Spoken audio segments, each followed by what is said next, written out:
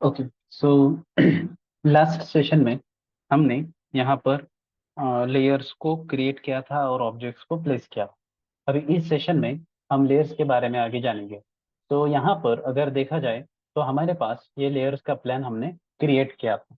अभी यहीं पर देखा जाए तो यहाँ पर dimension, furniture, hatch, staircase, sunshade, then text, wall, window, ये सभी लेयर्स हमने ड्रॉ किए हैं। सो अभी इसी के अंदर हमें यहाँ पर पहला ऑप्शन दिखाई देता है जिसका नाम है टर्न लेयर ऑन और ऑफ। सो अगर कोई लेयर आपको ऑन या फिर ऑफ करना हो तो इस बल्ब साइन पर आप क्लिक कर सकते हो। तो जैसे मान लीजिए हमने यहाँ पर डायमेंशन के लेयर पर क्लिक कर दिया, बट यहाँ पर डायमेंशन का लेयर हमारा करंट है। तो अगर हम यहाँ पे क्लिक करेंगे ऑफ पर तो एक वार्निंग हमें दी जाएगी। तो देखिए यहाँ पे क्लिक कीजिए तो देखिए वार्निंग आ रहा है, the current layer will be turn off, what do you want to do. तो जो करंट लेयर है वो हमारा बंद हो जाएगा। आपको क्या करना है, turn the layer turn the current layer of और कीप करंट लेयर ऑन। सो क्या करना है, सो हमें ऑफ करना है। सो जैसे भी जैसे ही हमने करंट लेयर को ऑफ कर दिया है तो यहाँ से ये डायमेंशन हट चुका है, मतलब ये हाइड हो चुका है। फिर से हम जाएंगे यहाँ पर, जो डोर का लेयर है, डोर का लेयर हमने यहाँ पर ऑफ कर दिया तो डोर का लेयर यहाँ पे बंद हो चुका है। बट यहाँ पर डोर ऑफ होने के बाद हमें यहाँ पे कुछ एरर नजर आ रहे हैं, तो हम इसमें कुछ चेंजेस कर लेंगे। तो यहाँ पर हम वॉल का लेयर अभी फिलहाल सेट कर देंगे और यहाँ से एक लाइन को बना लेंगे। तो यहाँ तक सिंपली। अभी देखिए यहाँ से हमें डायरेक्टली फिलेट करना है। यहाँ पे एक नया लाइन मत बनाइए, जहाँ पर भी आपको कॉर्नर दिखे वहाँ पे फिलेट कर दीजिए। यहाँ से हम लाइन को क्रिएट कर सकते हैं। नेक्स्ट वन, यहाँ से लाइन को क्रिएट कर देंगे, यहाँ से ज्वाइन कर देंगे। तो जे लाइन, यहाँ से लाइन यहाँ पे फिलेट, पॉसिबली नया लाइन, अगर कॉर्नर वगैरह होगा तो वहाँ पर नया लाइन मत बनाइए, फिलेट कर दीजिए। सो हमने ये फिलेट कर दिया। तो ये अभी हमारा जो एरर था हमने उसे रिकवर कर दिया है। तो इस तरीके से हमें इसमें काम करना है। करके हमने एक लाइन बना ली, नहीं, ओके, ये हो चुका है सेट। सो ये है डोर का लेयर। सो डोर का लेयर हम ऑन और ऑफ कर सकते हैं इस तरीके से। विंडो का लेयर अगर ऑफ करना हो तो विंडो का लेयर ऑफ कर सकते हैं, टेक्स्ट का ऑफ करना हो तो टेक्स्ट ऑफ कर सकते हैं इस तरीके से। तो ये होता है लेयर ऑन ऑफ को करना। तो यहाँ पर हम फिर से इन सभी लेयर को ऑन कर देंगे। अभी दूसरा जो टाइप यहाँ पर दिखाया गया है वो है लेयर फ्रीज और थॉ। तो कोई लेयर आपको फ्रीज करना हो तो यहाँ से आप फ्रीज कर सकते हो, या फिर उसे रेगुलेट करना हो तो आप थॉ कर सकते हो, मतलब रेगुलेट कर सकते हो। तो जैसे मान लीजिए हमें यहाँ पर फर्नीचर दिखाई दे रहा है, तो फर्नीचर हमें यहाँ पे नहीं देखना है। तो यहाँ से डायरेक्टली फर्नीचर का लेयर फ्रीज कर दो तो ये फ्रीज हो जाएगा। तो फर्नीचर हमें यहाँ पर दिखाई नहीं देने वाला। सो उसी पर हम फिर से थॉ कर देंगे तो ये फिर से दिखाई देने वाला है। तो इसी में फर्नीचर के लेयर में हमने अभी फ्रीज कर दिया था, अभी उसी में हम ऑन और ऑफ करेंगे। सो देखिए हमने इस लेयर को ऑफ कर दिया तो फिर से ये चला गया है, ऑन कर दिया तो फिर से दिखाई देगा। इसी लेयर को हमने फ्रीज कर दिया तो ये लेयर फिर से चला गया है, और थॉ कर दिया तो ये लेयर फिर से दिखाई देगा। तो इसका यूज क्या है, दोनों ही यूज यहाँ पर सेम ही दिखाई दे रहे हैं, बट इसमें डिफरेंस है।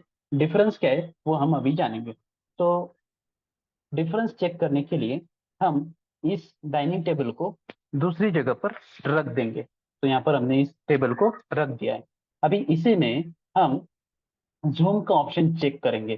तो देखिए यहाँ पे राइट साइड में आपको नेविगेशन बार मिलेगा, जहां पर जूम के सारे बटन्स आपको यहाँ पर अवेलेबल होंगे। तो यहाँ पे zoom extend, window, previous, real time, all, dynamic, scale, centre, object, in और आउट, इतने सारे जूम के ऑप्शन हमारे पास अवेलेबल है। जूम का शॉर्टकट होता है जेड, जेड एंटर।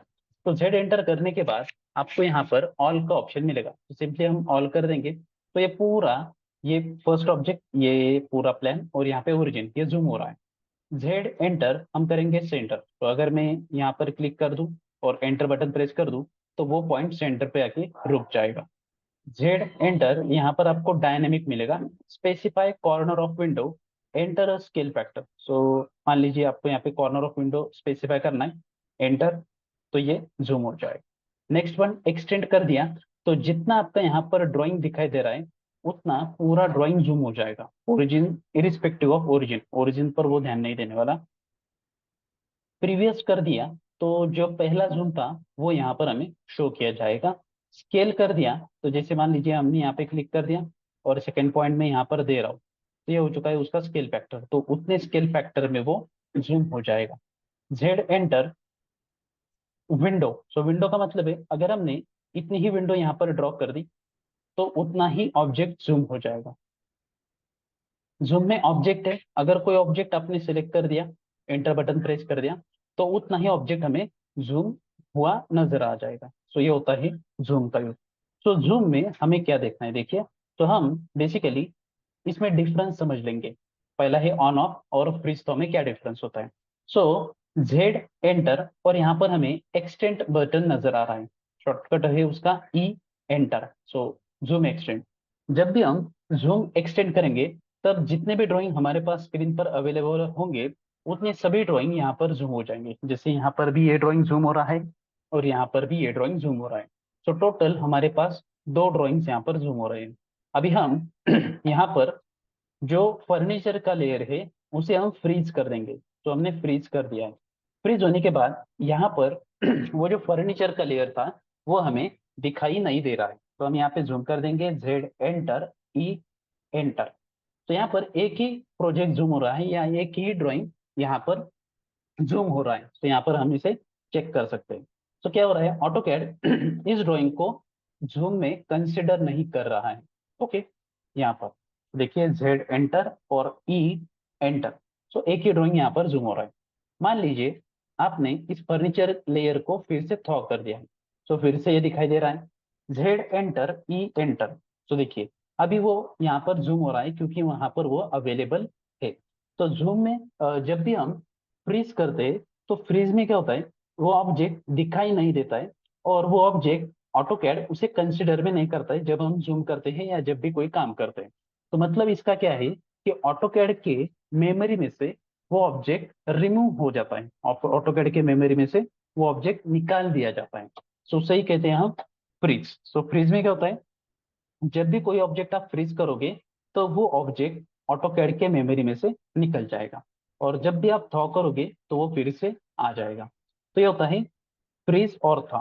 और इसी में हमने यहाँ पर लेयर को ऑफ कर दिया है, अभी लेयर ऑफ हो चुका है, यहाँ पर हमें ऑब्जेक्ट भी नहीं दिखाई दे रहा है, जेड एंटर ई एंटर। तो जब आप जूम करोगे तब यहाँ पे क्या हो रहा है, ये दोनों ऑब्जेक्ट को जूम कर रहा है, मतलब यहाँ पर भी कुछ तो एक ऑब्जेक्ट है बट हमें वो दिखाई नहीं दे रहा है और वो यहाँ पर उसका जगह कंज्यूम कर रहा है और ये भी ऑब्जेक्ट जूम हो रहा है। अगर हमने फर्नीचर को ऑन कर दिया तो यहाँ पे ऑब्जेक्ट जूम दिखाई दे रहा है। तो फ्रीज में क्या हो रहा था, जब भी हम लेयर को फ्रीज कर रहे थे इस लेयर को, तो इसे मेमोरी में कंसिडर नहीं किया जा रहा था, इतना ही ऑब्जेक्ट जूम करके दिखा रहा था ऑटोकैड, तो इतना ही ऑब्जेक्ट दिखा रहा था। और जब हमने ऑन ऑफ कर दिया तो ऑन ऑफ से क्या होता है, आपका ऑब्जेक्ट वहीं पर रहता है बट हमें दिखाई नहीं देता, ऑटो कैड को वो उसके मेमोरी में होता है। तो ये यहाँ से हम कंसिडर कर सकते हैं। तो जब भी आपका प्रोजेक्ट कोई हैवी हो जाए और किसी ऑब्जेक्ट की आपको जरूरत ना हो तो आप यहाँ पे उस लेयर को फ्रीज कर दो, तो उससे क्या होता है, ऑटो कैड पे जो लोड आ रहा है वो कम हो जाता है और कोई चेकिंग पर्पज के लिए आपको कुछ चेक करना हो तो आप ऑन ऑफ से कर सकते हो। तो ये होता है ऑन ऑफ और फ्रीज तो में डिफरेंस। जब भी आप ऑन ऑफ करते हो तो वो ऑब्जेक्ट स्क्रीन पर ही रहता है, बस यूजर को वो दिखाई नहीं देता है, और जब भी आप फ्रीज करोगे तो वो ऑब्जेक्ट यूजर को भी नहीं दिखाई देता और ऑटो कैड के मेमोरी में भी वो नहीं रहने वाला। तो ये डिफरेंस होता है ऑन ऑफ और फ्रीज थ्रो में। अगला जो है वो है लॉक। तो अगर कोई लेयर आपको लॉक करना है तो आप यहाँ से लॉक कर सकते हो। मान लीजिए हमने इस वॉल को अभी यहाँ पर बनाया हुआ है, इसे मैं सिलेक्ट कर रहा हूँ और गलती से मैंने इसे मूव कर दिया तो ये पूरा ड्राइंग को बिगाड़ देगा। तो इससे अच्छा है हम इसे यहाँ से लॉक कर दें। तो अगर कोई लेयर को आपने यहाँ से लॉक कर दिया है और उसे सिलेक्ट करके आप मॉडिफाई करना चाहते हो तो वो मॉडिफाई नहीं होने वाला, वो लॉक हो चुका है। तो इसे हम डिलीट प्रेस करेंगे तो देखिए यहाँ पर हम ऑब्जेक्ट को सिलेक्ट करेंगे तो यहाँ पे देखिए लॉक का साइन कर्सर के ऊपर शो किया जा रहा है। तो ये होता है लॉक। तो फिर से हम इसे अनलॉक कर देंगे तो फिर से वो रेगुलर दिखाई देगा और इसे सिलेक्ट करके हम मॉडिफाई भी कर सकते हैं। करंट लेयर आपको चेंज करना हो तो यहाँ से चेंज कर सकते हो। अभी यहाँ पर इस लिस्ट में हमें यहाँ पर एक लेयर दिखाई देगा जिसका नाम है डेप पॉइंट्स। तो डेप पॉइंट लेयर ये ऑटोमेटिकली क्रिएट होता है, हमें इसे क्रिएट करने की जरूरत नहीं है। तो ये लेयर कब क्रिएट होता है? जब भी आप आपके प्रोजेक्ट में डायमेंशन को क्रिएट करोगे। तो जैसे हमने यहाँ पर डायमेंशन को क्रिएट किया है तो यहाँ पर ऑटोमेटिकली हमें डेप पॉइंट का लेयर शो किया जाएगा। तो इस लेयर में कुछ भी हमें काम नहीं करना है, defpoints layer basically print नहीं किया जाता है, तो इसमें कभी भी काम मत कीजिए। ओके, नेक्स्ट वन ये हो चुका है। बट मान लीजिए हमारे पास यहाँ पर लगभग 50 लेयर है और इसमें से आपको कोई लेयर ऑफ करना है, तो यहाँ पर थोड़ा दिक्कत का काम हो जाता है। जब भी लेयर आपको कोई ऑफ करना होता है तो इतने सारे 50 लेयर में से वो लेयर ऑफ कर रहा उसे ढूंढना थोड़ा प्रॉब्लमेटिक होता है। तो इससे अच्छा है आपको नीचे कुछ ऑप्शन दिए जा चुके हैं, तो उसी में पहला ऑप्शन है ऑफ। तो मान लीजिए आपको यहाँ पर फर्नीचर का लेयर ऑफ करना है, तो सिंपली ऑफ बटन पर क्लिक कर दीजिए और फर्नीचर पर क्लिक कर दीजिए। तो फर्नीचर का लेयर पूरा ऑफ हो चुका है। अभी हम ऑफ बटन पर क्लिक कर देंगे, हमें इसे डायमेंशन नहीं चाहिए, टेक्स्ट नहीं चाहिए, डोर नहीं चाहिए, तो ये सभी लेयर्स को हमने यहाँ से ऑफ कर दिया है। उसके अपोजिट नीचे आपको बटन मिलेगा टर्न ऑल लेयर ऑन। तो अगर आपको सभी लेयर्स को ऑन करना है तो सिंपली आप यहाँ पे क्लिक कर दीजिए, तो सभी लेयर्स ऑटोमेटिकली ऑन हो जाएंगे। यहाँ पर दूसरा ऑप्शन मिलता है आइसोलेट का। अगर आपको कोई एक ही लेयर में काम करना हो या एक ही लेयर देखना हो तो आप सिंपली आइसोलेट बटन पर क्लिक कर दीजिए। तो आइसोलेट में मान लीजिए हमें वॉल का ही लेयर चेक करना है, बाकी कोई भी लेयर चेक नहीं करना है, तो सिंपली लेयर को चूज कर दीजिए, एंटर बटन को प्रेस कीजिए। तो यहाँ पर एक ही लेयर हमें दिखाई देगा, बाकी कोई भी लेयर यहाँ पर हमें शो नहीं हो रहा है। तो इस तरीके से हम आइसोलेट का इस्तेमाल कर सकते हैं। नेक्स्ट वन, आइसोलेट जब भी आप क्रिएट करोगे तो यहाँ पे सभी लेयर्स यहाँ पे ऑफ दिखाई देंगे और जो हमने लेयर सिलेक्ट किया था वही लेयर हमें यहाँ पर ऑन नजर आ रहा है। Next one, अनआइसोलेट। अनआइसोलेट अनआइसोलेट करोगे तो सभी लेयर यहाँ पर ऑन हो जाएंगे। Next one, freeze. अगर आपको कोई लेयर फ्रीज करना हो तो सिंपली यहाँ पे क्लिक कर दीजिए, सिलेक्ट कीजिए, तो ये लेयर फ्रीज हो जाएगा। और थॉ करना हो तो सिंपली नीचे बटन पर क्लिक कर दीजिए, तो ऑल लेयर्स थॉ हो जाएंगे। लॉक करना हो तो सिंपली लॉक बटन पर क्लिक कर दीजिए, लेयर सिलेक्ट कीजिए, तो लेयर लॉक हो जाएगा। अनलॉक करना हो कोई लेयर, अनलॉक बटन पर क्लिक कर दीजिए और जो भी लेयर आपको अनलॉक करना हो उस लेयर पर जाके क्लिक कर दीजिए। नेक्स्ट है मेक करंट। अभी यहाँ पर हमारा जो करंट लेयर है वो है वॉल का। हमें मान लीजिए कि विंडो का लेयर करंट चाहिए, तो सिंपली आप मेक करंट बटन पर क्लिक कर दीजिए, यहाँ पर जो लेयर आपको चाहिए उस पर क्लिक कर दीजिए, तो यहाँ पर ये करंट लेयर अभी चेंज हो जाएगा। और यहाँ पर मैच लेयर का ऑप्शन है। अभी हमने सिंपली यहाँ पर मैं एक रेक्टेंगल बना लेता हूँ, तो ये विंडो में क्रिएट हो रहा है। मान लीजिए इसका लेयर मुझे फर्नीचर में चाहिए, तो हम मैच लेयर का इस्तेमाल करेंगे।